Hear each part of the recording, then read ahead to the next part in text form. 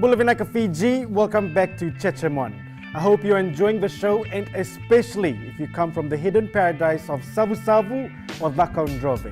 A spotlight on some of the talents based in your province on the show tonight. Now, who would have thought that one of the country's top jeweler would base himself in the hidden paradise?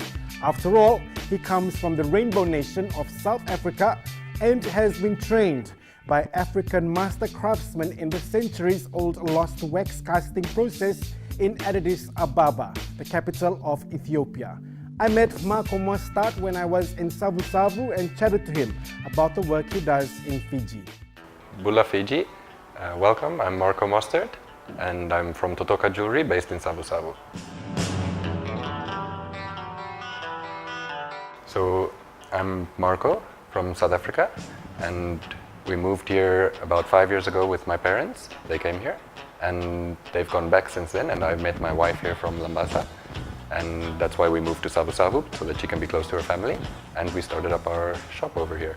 I've always been interested in art and making things, so I did some glass work before, like lamp work, melting with the glass, and then I moved on to the jewelry since then.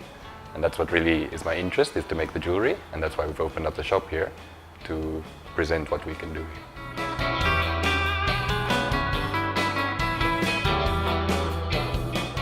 That one's a really good collaboration. We got the idea from making something to do with the ocean, because they do the pearls, and so it's got the theme of the ocean water, the textures of the pieces, and then the gold that surrounds some of the pieces is like a border, so that's how the reef is protecting the ocean, so that's the pearl in the center, and that gold border is like the reef symbolizing protecting the pearl.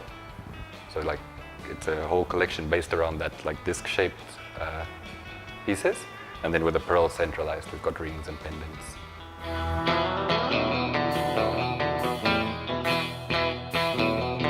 Well, goldsmith, I learned back in Ethiopia how they do it there, and that's really ancient techniques, making the stuff by hand and using old equipment and stuff.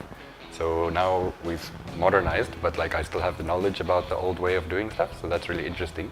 And that's what you can see in the collection of J Hunters. It's not all just a mass-produced stuff, it's all done by hand, and there's lots of intricate work with hammering and cutting with a saw and filing, so it's really interesting.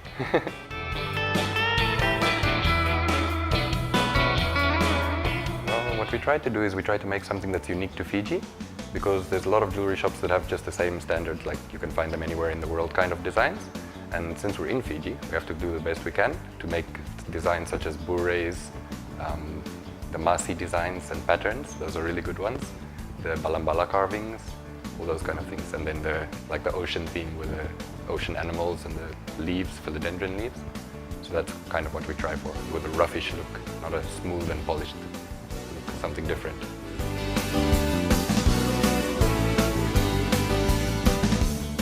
The favorite thing about my job is that everything is in miniature. So whenever you start your day, you plan out your work, and then you do all the kind of stuff that blacksmiths would do, people that do mechanics, there's similar tools, the calipers, fine measuring. So my favorite is just to work with everything in miniature and try to make every piece perfect, from the polish and everything.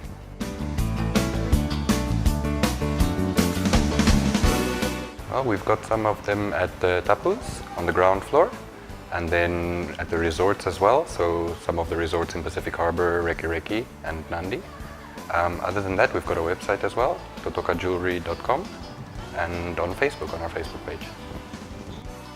I'm Marco Mostert, and I'm keeping it Cheche on Jejemon.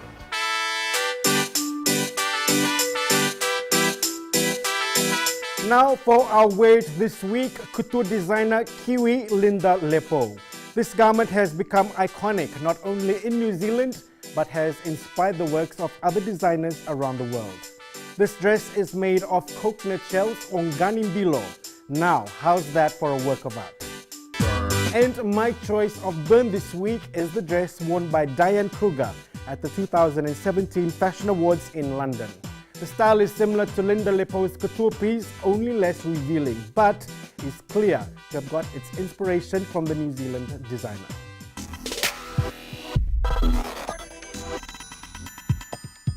This week in our fashion flashback, we take a look at two uniforms that really stood out in the 1990s. The first being the Air Pacific uniforms. Here, the crew are training on the very first Boeing 747-200 aircraft. Don't we just love the colors and the style of this uniform?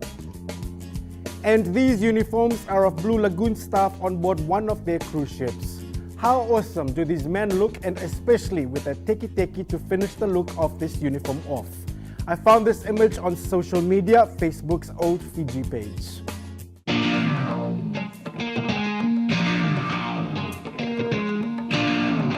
Man, did you know that there is a page floating around cyberspace that has photos of locals in their birthday suits?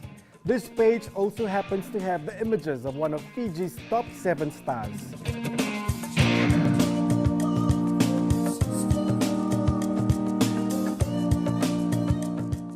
And that is Jejemon This Week Fiji. I hope you enjoyed our show. For any feedbacks or suggestions, remember you can contact me on email at jejemon@fbc.com.fj. You can also tweet me at Andy Blake or message me via our Facebook page, and I will get back to you soon.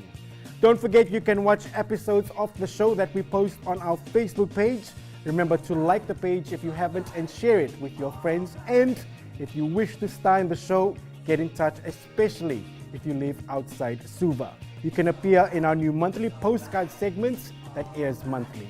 Drop me a message via our Facebook page and I will contact you. Have a great evening and I'll look forward to your company again next week. Misamo demanda.